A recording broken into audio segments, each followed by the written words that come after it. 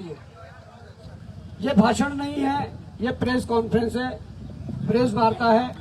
कोई भी बीच में ना तो ताली बजाएगा, कोई भी बीच में ना तो नारेबाजी करेगा, कोई भी बीच में कुछ नहीं करेगा। बस शांत बैठना है, आपको सुनना है। सवाल करेंगे तो पत्रकार साथी करेंगे, आप लोगों को सुनना है। उसके बाद स्क्रीन लगी है, आपको स्क्रीन में भी सब कुछ दिखेगा। पर जब तक यहाँ से प्रेस वार्ता चलेगी तब तक किसी को कुछ नहीं बोलना है। तो शुरू करें। करो।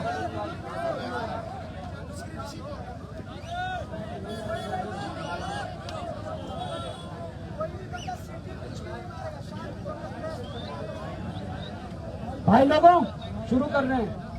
बिल्कुल चुप रहेंगे यार। औपचारिकताओं पर न जाते हुए आज इस परेड मैदान के आंदोलन स्थल पर उपस्थित हमारे सम्मानित पत्रकार बंधु, डिजिटल मीडिया के हो, प्रिंट मीडिया के हो या इलेक्ट्रॉनिक मीडिया के हो, सभी का हार्दिक स्वागत और अभिनंदन। आपको इतनी रात को परेशानी दी उसके लिए क्षमा प्रार्थी हैं, पर मामला ऐसा था कि आप लोगों के सामने, जनता के सामने रखना जरूरी था। आप भली भांति विदित है कि आंदोलन चल रहा है, ये आंदोलन चल रहा है और इस आंदोलन में उत्तराखंड बेरोजगार संघ द्वारा इसका नेतृत्व किया जा रहा है। और आंदोलन का आज दूसरा दिन था, लगभग 50 घंटे से ज्यादा इसको हो गया है। सुबह माननीय मुख्यमंत्री जी उत्तराखंड बेरोजगार संघ के डेलीगेशन को वार्ता के लिए बुलाते हैं। उत्तराखंड बेरोजगार संघ के जो डेलीगेशन जाता है वो अपनी मांगे रखता है, जिसमें सीबीआई जांच से लेकर पुनर्परीक्षा से लेकर और जो एक असिस्टेंट प्रोफेसर पर गलत मुकदमा हुआ था उसको वापस लेने से लेकर आयु सीमा या परीक्षा परिणाम में पारदर्शिता को लेकर ये तमाम मांगे थी। पर मुख्यमंत्री जी को शायद वो मांगे रास नहीं आई। इसके बाद होता है षड्यंत्र।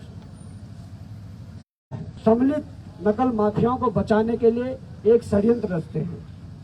वो क्या करते हैं, एक नकली संयुक्त प्रतियोगिता परीक्षा छात्र मंच बनाते हैं। एक नकली संयुक्त प्रतियोगिता परीक्षा छात्र मंच बनाकर हरिद्वार के लक्सर से लगभग 235 बच्चों को बड़ी 4 से 5 बसों में भरकर देहरादून एकता विहार धरना स्थल पर लाते हैं। और ये वो बसें हैं जिस बस के आगे बैनर लगा हुआ है, ये स्क्रीन में भी आपको दिखेगा, बाद में फोटो के माध्यम से भी देंगे। ये बस के आगे बैनर लगा हुआ है जिसमें संयुक्त प्रतियोगिता परीक्षा छात्र मंच लिखा हुआ है। और ऐसी 5-6 बसें होती है जिसमें लगभग 235 बच्चों को लक्सर से देहरादून एकता विहार धरना स्थल पर लाया जाता है। और वहां नारेबाजी की जाती है, वहां नारेबाजी की जाती है कि परीक्षा परिणाम घोषित करो। वहां ये नारेबाजी की जाती है कि परीक्षा परिणाम घोषित करो। और नारेबाजी करने वाले कौन लोग होते हैं, बीए, बीएससी, बीकॉम के फर्स्ट और सेकंड सेमेस्टर वाले छात्र। और यह परीक्षा कौन सी थी, ग्रेजुएट लेवल। ग्रेजुएट लेवल की यह परीक्षा थी जिसकी वो परीक्षा परिणाम की मांग करते हैं। जब हमें भनक लगती है, जब हमें सूचना मिलती है कि एकता विहार में भारी भरकम पुलिस बल पहुंचा हुआ है और वहां पर कुछ छात्र पहुंचे हुए हैं जो परीक्षा परिणाम घोषित करने की मांग कर रहे हैं, फर्स्ट और सेकंड सेम के बच्चे थे। जब हमें भनक लगी तो इसी जगह से हमने अपनी टीम को एकता विहार भेजा। और जैसे ही हमारी टीम वहां एंटर होती है, उन्हें भनक लगती है, उनको जल्दी जल्दी बसों में भरा जाता है और बसों को फिर हरिद्वार के उनको कॉल करती है कि इस प्रकार की घटना हुई है और आप सामने आइए नेपाली फार्म तक और रोकिए। ऋषिकेश की टीम की तत्परता में नारा था, परीक्षा परिणाम जारी करो। जो बात उन्होंने कबूल की है, जो बात उन्होंने स्वीकार की है। इसी बीच उत्तराखंड DIPR पर एक पोस्ट अपलोड होती है। ये सरकारी पेज है हमारे उत्तराखंड सरकार का, और उस पोस्ट में लिखा जाता है कि संयुक्त प्रतियोगिता परीक्षा छात्र संघ लिखा जाता है, जबकि जो बैनर लगा हुआ है वो मंच का है। जो ज्ञापन है, जो ज्ञापन मुख्यमंत्री जी को दिया गया, राम भाई ज्ञापन दिखाइए, वो ज्ञापन लेटर पैड बना रखा है संयुक्त प्रतियोगिता परीक्षा छात्र मंच की तरफ से। तो पोस्ट डाली जाती है कि इस मंच की ओर से अनुरोध किया गया है कि जो परीक्षा हुई है वो पूरी तरह पूर्णतः निष्पक्ष, पारदर्शिता एवं नकल विहीन तरीके से संपन्न हुई है। ये उनका कहना है। जो BA, BSc, BCom first year और सेकंड ईयर या फर्स्ट सेम सेकंड सेम के बच्चे हैं। अब सोचिए कोई मुख्यमंत्री इतना कैसे गिरता है और क्यों गिरता है। यहाँ आंदोलन चल रहा है, यहाँ वो सारे बच्चे हैं जिन बच्चों ने परीक्षा दे रखी है, वो सारे बच्चे हैं जो लगातार कई सालों से मेहनत कर रहे हैं। अब इसलिए मुझे लगता है कि इसलिए इतने नीचे गिर गए मुख्यमंत्री, उनकी हरकतों से लगता है कि पेपर में छोटी मोटी धांधली नहीं, बड़े स्तर की धांधली हुई है, जिसको बचाने के लिए इस प्रकार के षड्यंत्र करने पड़ रहे हैं कि कॉलेज और स्कूलों के बच्चे मंगवाने पड़ रहे हैं और इन लोगों के खिलाफ नारे लगवाने पड़ रहे हैं परीक्षा परिणाम जारी करवाने के लिए। और इसीलिए अपने मंत्रियों विधायकों से भी एक ही लाइन बुलवा रहे हैं कि पेपर लीक नहीं हुआ, 3 पन्ने बाहर आए। अब ये परीक्षा बचाने के लिए षड्यंत्र है और परीक्षा इसलिए बचाई जा रही है। अगर इसमें कई लोगों से लाखों रुपए नहीं लिया होता, करोड़ों रुपए नहीं लिया होता, निश्चित ही ये परीक्षा आज तक निरस्त हो गई होती और आगे की तिथि भी घोषित हो जाती। परंतु इसमें फंसा हुआ है करोड़ों रुपए। करोड़ों रुपए फंसने के बाद इस प्रकार के षड्यंत्र किए जा रहे। ये षड्यंत्र बड़ा है, परंतु इन चोरों का कोई पता नहीं है ये आगे क्या षड्यंत्र करते हैं। ये भी मैं अभी बता दे रहा हूं। कल हो सके कल या परसों षड्यंत्र करते हैं और खालिद से क्या बुलवाते हैं प्रेशर में लाने के लिए। क्योंकि सोशल मीडिया पर कई महीनों से एक पेज चल रहा है, वसूली अभियान मोर्चा का पेज, जिसमें मोस्टली बॉबी पवार, त्रिभुवन चौहान, स्वाभिमान मोर्चा के लोग या बेरोजगार संघ के लोग जो बॉबी पवार के साथ खड़े रहते हैं, उनको बदनाम करने की हर दिन पोस्टें डलती हैं। वसूली अभियान मोर्चा पेज जो है, इस प्रदेश का मुख्यमंत्री एक पुलिस अधिकारी के माध्यम से चला रहा है। इस प्रदेश का मुख्यमंत्री धामी एक पुलिस अधिकारी के माध्यम से चला रहा है। अब गजब की बात ये देखिए कि जब खालिद गिरफ्तार होता है, मीडिया के पास ये खबर देर में पहुंचती है, पुलिस के द्वारा ये खबर बाद में अपलोड की जाती है, पर वसूली अभियान मोर्चा पेज पर यह खबर पहले अपलोड हो जाती है कि खालिद गिरफ्तार हो गया है। तो ये कितनी गंभीर बात है। और मैं अभी कह रहा हूं ना कि पुलिस अधिकारी के माध्यम से मुख्यमंत्री ये पेज चला रहे हैं। मुझे उस पुलिस अधिकारी का नाम पता है, मैं अभी नहीं खोलना चाहूंगा। मुझे उस पुलिस अधिकारी का नाम पता है जो इस षड्यंत्र के पीछे है। अब बात यह है, ये तो स्पष्ट हो गया कि परीक्षा में बड़े लेवल की धांधली हुई है, क्योंकि इस प्रकार के षड्यंत्र तभी किए जाते हैं, इस प्रकार के डेलीगेशन तभी बुलाए जाते हैं।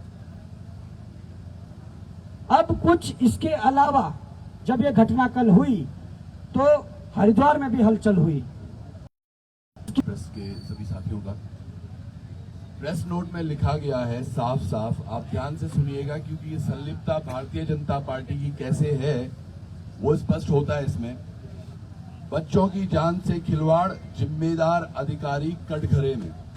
हर्ष विद्या डिग्री इंटर कॉलेज लक्सर के बच्चों को 4 बजे सुबह जबरन देहरादून सीएम रोकेंगे। इसमें जिला पूर्ति अधिकारी हरिद्वार श्री तेजपाल, जिन्होंने ये खाने के पैकेट्स के ऑर्डर दिए हैं, और 400 पैकेट के ऑर्डर दिए गए कल, और 400 पैकेट वो एक प्राइवेट गाड़ी में भरे गए जिनको देहरादून के लिए रवाना किया गया। ये मान के चलिए 235 बच्चे तो देहरादून हरिद्वार से आए हैं, बाकी के बच्चे यहीं के इलाके के हैं। वो आप वीडियो में भी अभी देखेंगे कि वो कौन कौन है और कौन कौन अधिकारी उसमें भी बयान दे रहे हैं। इसमें एक महत्वपूर्ण पदाधिकारी है इनके ताजा चयनित। कृत्य न केवल बाल संरक्षण अधिनियम वो भारतीय दंड संहिता का उल्लंघन है, बल्कि बच्चों की सुरक्षा के गंभीर खिलवाड़ है। अब ये संगठन कुछ मांगे कर रहा है कि दोषी अधिकारियों पर तत्काल निलंबन व कानूनी कार्रवाई की जाए। भविष्य में बच्चों को किसी भी राजनीतिक कार्यक्रम में शामिल करने पर पूर्ण प्रतिबंध लगा दिया जाए। स्वतंत्र जांच एवं बाल आयोग की निगरानी में ये कार्यक्रम किए जाए। अब देखिए इन्होंने थोड़ा डिटेल से भी इसको लिखा है कि क्या एग्जैक्टली क्या कुछ हुआ है। ये बच्चों की जान के खिलवाड़ एवं पद के दुरुपयोग पर माननीय मुख्यमंत्री जी के कार्यक्रम में देहरादून को प्रस्थान है तो हर्ष विद्या डिग्री इंटर कॉलेज लक्सर के नाबालिग विद्यार्थियों को जबरन प्रोग्राम में शामिल किए जाने का अत्यंत गंभीर प्रकरण संज्ञान में आया है। इसमें ब्लॉक प्रमुख हर्ष कुमार दौलत, ये भारतीय जनता पार्टी से हैं, ग्राम विकास अधिकारी रामपाल तथा जिला पूर्ति अधिकारी हरिद्वार श्री तेजपाल सिंह एवं क्षेत्रीय खाद्य अधिकारी पूर्ति निरीक्षक लक्सर की प्रत्यक्ष भूमिका पाई गई है। सुबह 4 बजे विद्यार्थियों को बिना उचित सुरक्षा प्रबंध एवं अभिभावकों की अनुमति के देहरादून रवाना किया गया। उक्त प्रकरण में बच्चों की जान को जोखिम में डालते हुए उन्हें राजनीतिक कार्यक्रम का साधन बनाया गया, जो बाल संरक्षण अधिनियम के 2005 भारतीय दंड संहिता की धारा 336, 337, 120B एवं अन्य लागू प्रावधानों के स्पष्ट उल्लंघन है। ये इसमें और भी है, वो मैटर आपको दिख जाएगा अभी। पर समझने वाली बात ये है, ये तमाम तंत्र का इस्तेमाल करते हैं। सोचिएगा जब हमारे यहाँ से पहला जो टीम गई थी इनके पीछे, जब पहली बार कोशिश की गई इनको रोकने की, तो ये लोग भागे और जॉली ग्रांड ये कौन सा चौक है, मोहकमपुर फ्लाईओवर के पास पहले इनको रोका गया। सोचिएगा हमारा प्लान ये था कि वहीं पर पड़ताल की जाए, लेकिन पुलिस की मदद से उन गाड़ियों को वहां से आगे भेजा गया। गाइस आराम से थोड़ा देख के,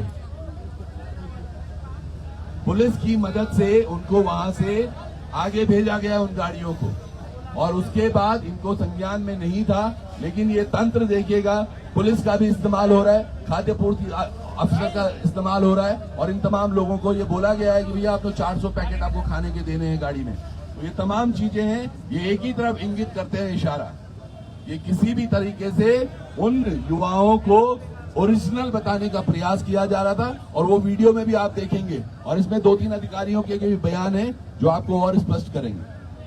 धन्यवाद। अभी हम एक दो सवाल भी ले लो यार जी। खबर आई है कि हरिद्वार में कुछ एग्जाम सेंटर में जो है जैमर खराब थे या वहाँ पे लगाए नहीं गए। देखिए ये खबर सच्ची है। जिस सेंटर से वो एक स्क्रीनशॉट जो बाहर आए 3 पन्ने, उसके अलावा अधिकतर सेंटर ऐसे थे जहां 4G जो जैमर है उसका यूज किया गया, जबकि आजकल हर एक क्षेत्र में 5G नेटवर्क चलता है जो कि 4G जैमर उसे रोकने में सक्षम है। और इस प्रकार की गतिविधि अगर एक सेंटर में हुई है तो कई सेंटरों में वो हो सकती है। बॉबी भाई, खालिद जी की गिरफ्तारी हो गई है, उसके बाद भी अब जो मास्टरमाइंड बोला जा रहा है पुलिस की तरफ से, उसकी गिरफ्तारी होगी और 1-2 की गिरफ्तारी और सुनिश्चित होनी है।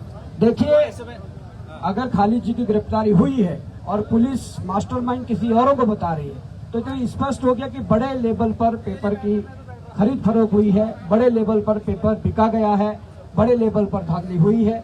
तो इस बात को स्वीकार कर लेना चाहिए। पर मुझे ऐसा लगता है कि जो मुख्यमंत्री जी चाहते हैं कि फर्जी बच्चे बनाकर, फर्जी अभ्यर्थी बनाकर अगर लक्सर से 235 बच्चों को भरकर लाओगे, उनसे नारेबाजी कराओगे, तो क्या सच्चाई सामने नहीं आएगी?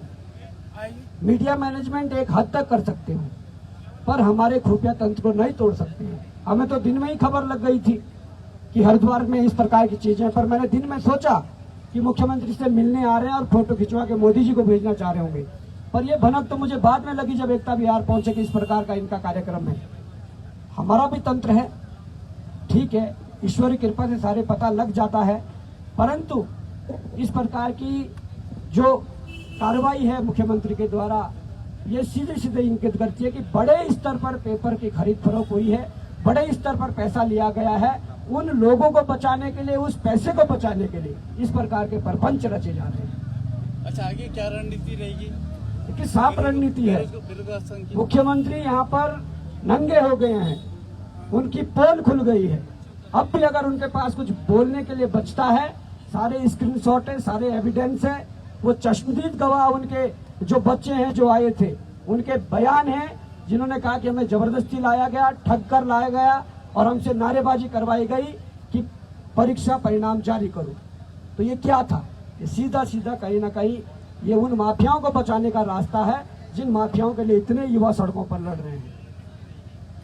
इसके अलावा कोई किसी का सवाल? सर, आपको लगता है कि देहरादून जिले में पेपर लीक हुआ है, अन्य जिलों में पेपर लीक हुआ है? देखिए, जिस प्रकार की ये चीजें सामने आई है और जो बचाने के लिए जो परपंच रचे जा रहे हैं, इससे ये साबित होता है केवल यही पेपर नहीं, ये नकल रोधी कानून तो इसका इनका ढकोसला था, ये तो एक दिखावा था। लगातार पेपर लीक हो रहे हैं, सब पेपर सेट हो रहे हैं, सब में पैसे लिए जा रहे हैं।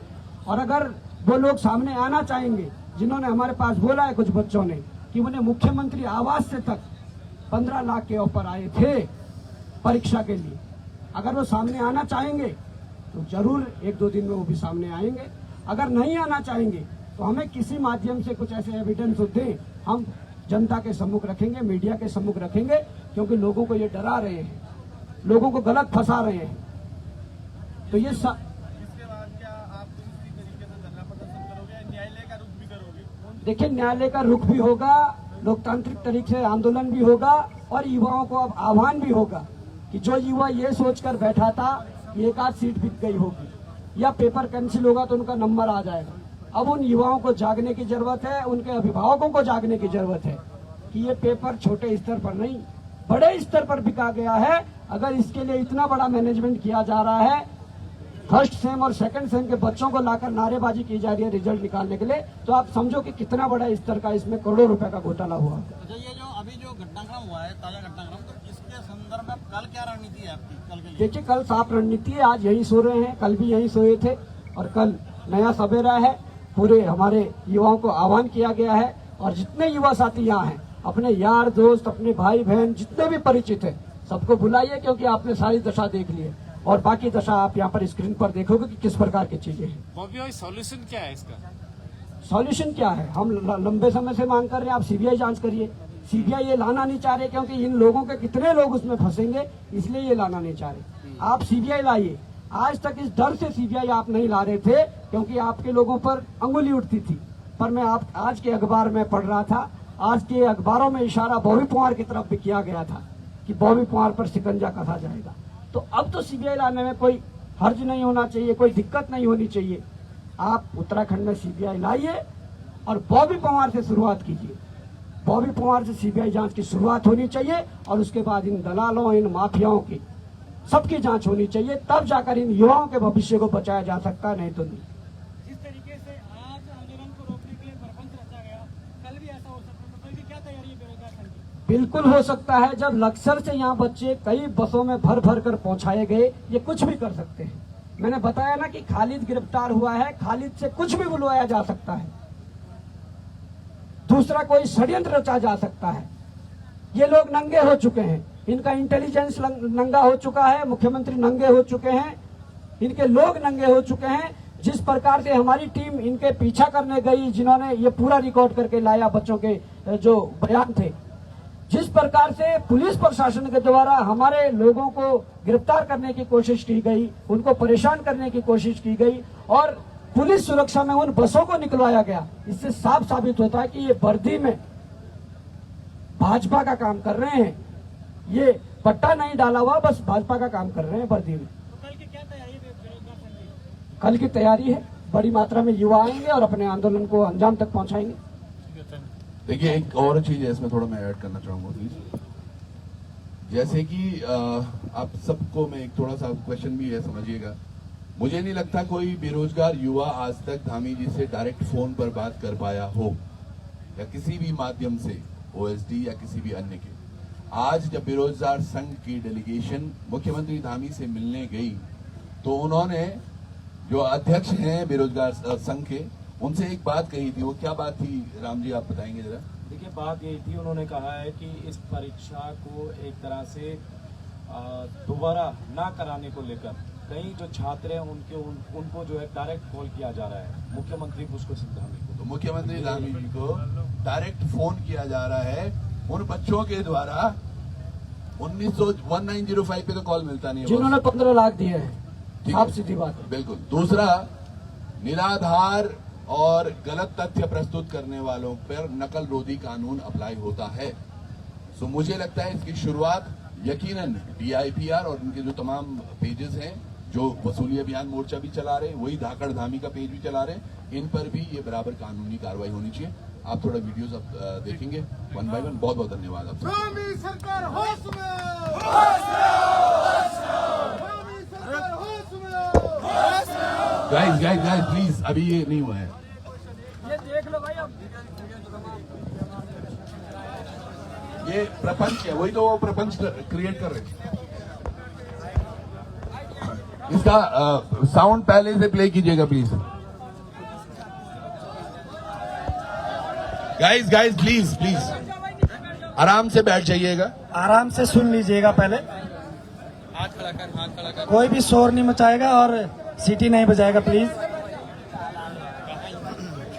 इत्मीनान से देखिएगा प्लीज। साउंड खोल दीजिएगा स्क्रीन का। कोई भी आवाज नहीं करेगा प्लीज।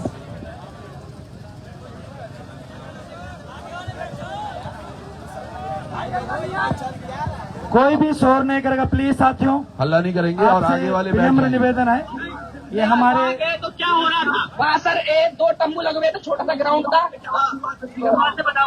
सुबह से सर हम कॉलेज आए, कॉलेज से हमें बुलाया गया, कहा गया कि सभी लड़कों को देहरादून जाना है।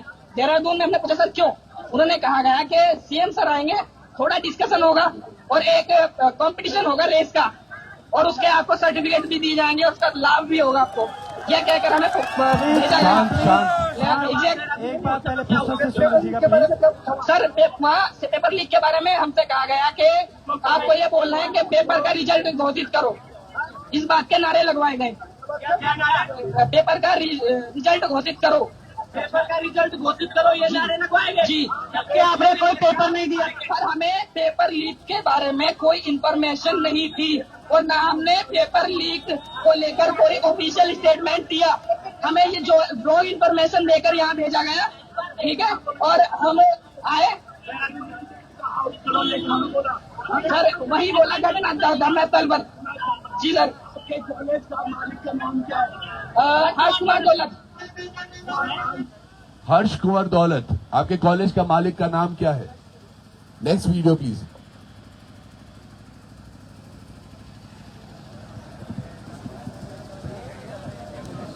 ये सुबह जब बस तैयार हो रही थी, आगे प्लीज।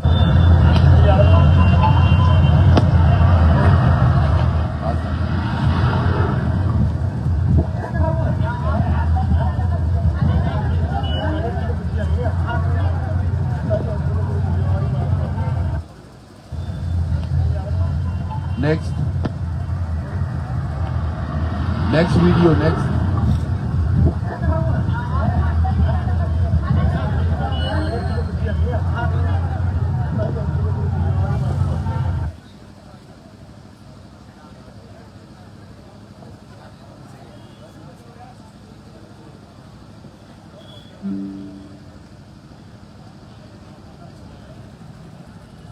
जो लोग विरोध कर रहे हैं, परीक्षा को रद्द करने का समर्थन कर रहे हैं, मैं उनका विरोध करता हूं। मैं ये कहना चाहता हूं कि पेपर या परीक्षा रद्द नहीं होनी चाहिए। जिन बच्चों ने 2 साल 3 साल से मेहनत करी है, और वो बच्चे ऐसे हैं, कुछ बच्चे ऐसे हैं जो ओवरेज होने वाले हैं, तो उनका क्या होगा अगर परीक्षा रद्द होती है? मेरा कहना यह है, जहाँ से पेपर लीक हुआ है, जिन लोगों के पास वो पेपर पाया जाए या जिनका भी उससे संबंध है, उनके खिलाफ उचित कानूनी कार्रवाई करते हुए उनके खिलाफ मुकदमा दर्ज करके उन्हें दोषी करार दिया जाए। और जो बच्चों ने पेपर दिया है, उनको, जो बच्चे उसमें पास होंगे, उनको पास करके उनको नियुक्ति दी जाए। जो नकल विरोधी कानून है, बहुत सोच समझ के बनाया गया है और उस पर बहुत रिसर्च करके बनाया गया है। ये नकल विरोधी कानून ऐसे नहीं बनाया गया कि हवा में कोई तीर चला दिया जाए। बॉबी पवार जी अपने आप को फेमस करने के लिए इस तरीके की रणनीति अपना रहे हैं और मैं चाहता हूं कि उनका विरोध करना चाहिए और जिन बच्चों ने पेपर दिया है उनके समर्थन में हमें बात करनी चाहिए, शांत रहे प्लीज, ना कि शांत इस रहे परीक्षा को प्लीज। रद्द करने के लिए बात करनी चाहिए। कि आप यहाँ पे देख लो स्टूडेंट्स सभी अपनी बातें रख रहे हैं यहाँ पे कि अभी जैसे 21 तारीख को हमारा एग्जाम क्लियर हुआ था, तो उसमें कुछ लोग हैं जो बोल रहे हैं कुछ पार्टीज के कि ये जो एग्जाम है इसको रद्द करके दोबारा से करना चाहिए, मतलब कि दोबारा से होगा। बट कुछ स्टूडेंट्स हैं जो इतनी मेहनत करके आगे तक आए हैं और वो नहीं चाहते ऐसा कुछ हो, बट कुछ पॉलिटिक्स मुद्दे यहाँ पे क्रिएट हो रहे हैं कि ये चीजें होनी चाहिए। तो मेरा और मेरे जितने भी यहाँ पे स्टूडेंट्स भाई लोग हैं सब यही कह रहे हैं कि ये चीजें नहीं होनी चाहिए। तो हम सब यही चाहते हैं कि ये जो पॉलिटिक्स मुद्दा ये अलग जाए, लेकिन इसमें ना स्टूडेंट्स को टारगेट ना किया जाए प्लीज, क्योंकि हम लोग नहीं चाहते कि ये दोबारा परीक्षा हो, क्योंकि हम लोगों ने यहाँ पे बहुत मेहनत करी है।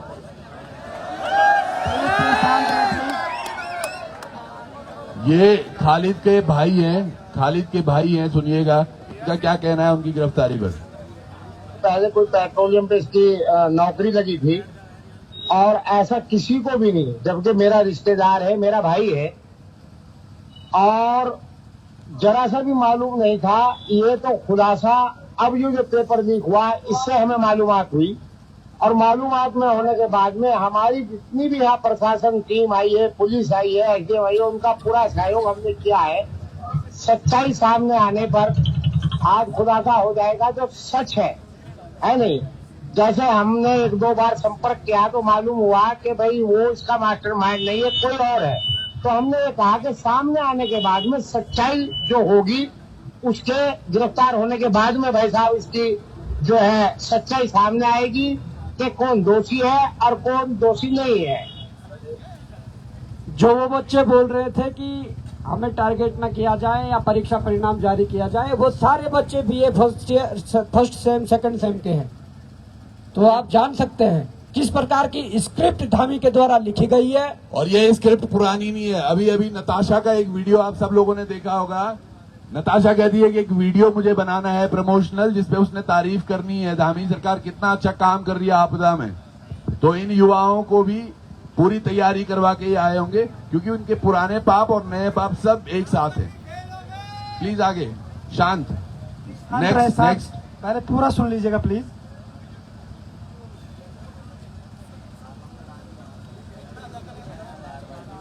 Next video.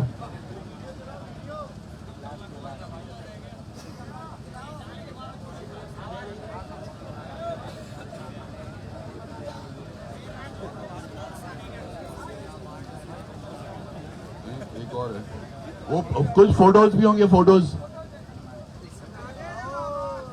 DIPR पे जो फोटो डली थी प्लीज उनको दिखाने का भी कष्ट करें।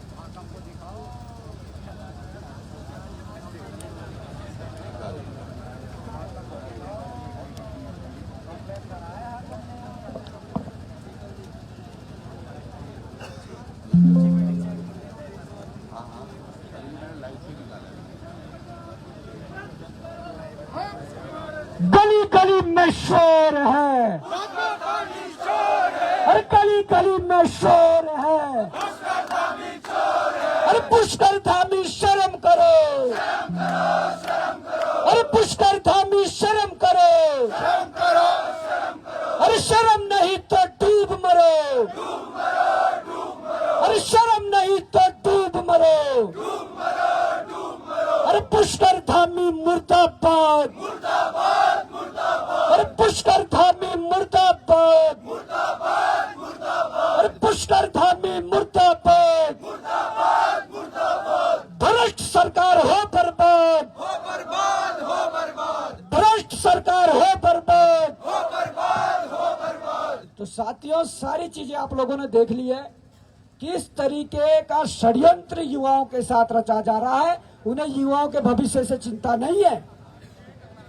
उनकी चिंता यह है कि जिन लोगों ने उन्हें पैसे दिए हैं, जो बरसात में खनन कम हो गया था वहां से पैसा नहीं आ पाया, वो भर्ती घोटालों में बच्चों से पैसा इकट्ठा करके दिल्ली कैसा भिजवाना था, वो सारी समीकरणें सेट करनी है। तो मैं कहना चाहूंगा कल सब लोग आए और इनके छाती पर चढ़कर का जो आंदोलन है वो लगातार जारी है सड़क और सुधारें। आज भी रात भर हुआ यहीं पर रहने वाले हैं और संख्या जो उन्होंने दिए हैं आंदोलन अब उनका और तेज होने वाला